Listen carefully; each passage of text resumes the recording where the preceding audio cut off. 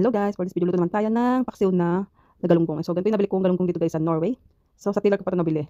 Kailan ba? Hindi ka katagal, siguro mga 2 weeks ago. Tapos kailangan natin ng sili, ng bawang, ng luya syempre, at saka ng sibuyas, at saka ng suka and pepper.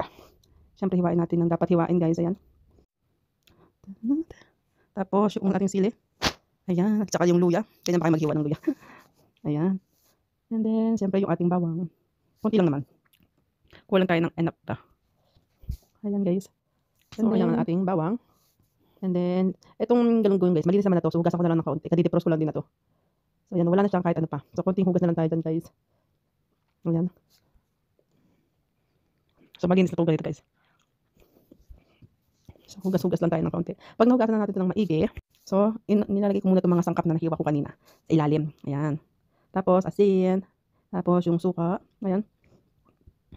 And then, tubig. So, gusto ko medyo masabaw. Tapos yung nahugasan na galunggong, ayan.